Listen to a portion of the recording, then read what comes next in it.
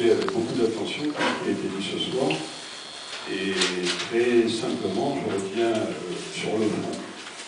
Sur le fond, je ne vois pas pourquoi on nous saboterait une réserve d'eau qui sera indispensable dans les prochaines années, compte tenu du fait que nous savons tous que l'eau n'est pas inépuisable et que nous aurons des manques de ce côté-là.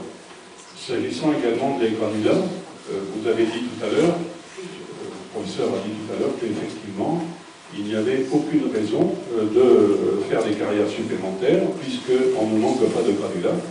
Et en plus, je regarde l'impact, moi personnellement, je suis très sensible, comme tout le monde, comme tous les collègues, donc on est très sensible à l'impact négatif environnemental sur nos terroirs.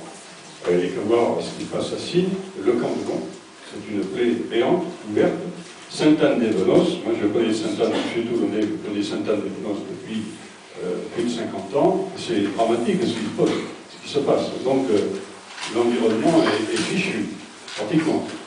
Je dirais également que, s'agissant de la mobilisation, c'est satisfaisant de voir le nombre de personnes, le nombre d'élus qui se sont donc déplacés ce soir.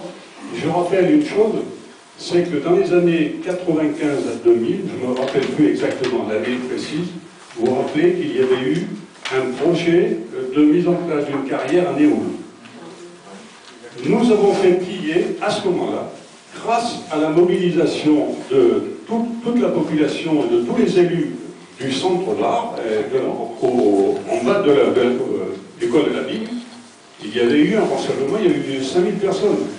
Je crois qu'il faut renouveler ce type d'opération pour faire effectivement plier la haute administration. Parce que je terminerai par ce truc-là, je dis qu'aujourd'hui, nous assistons, si vous voulez, à un renversement de ce qui s'est passé dans les années 1982 lorsque les lois de décentralisation ont été votées. Les lois de décentralisation ont finalement déshabillé, dépouillé en quelque sorte la haute administration qui a vu ses pouvoirs de plus en plus donc écornés. Aujourd'hui, on assiste au phénomène inverse et on nous impose des syndicats, on nous impose des SCOT. Alors, c'est bien, philosophiquement, c'est pas mal, mais on nous demande d'aller tellement loin dans les spécifications, c'est que finalement, à l'arrivée, les élus locaux n'ont plus aucun pouvoir.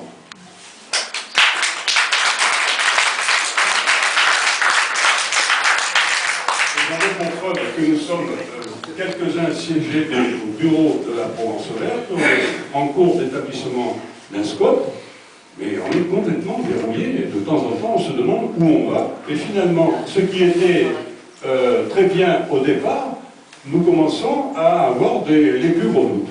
Voilà. Alors donc, Denis, sois rassuré, la commune la plus importante du canton est auprès de toi, auprès de vous. Voilà. Voilà. Mais ça, c'est la plus belle. Moi, c'est la plus grosse. En toute humilité, donc il n'y a aucun problème, nous soutiendrons ta motion.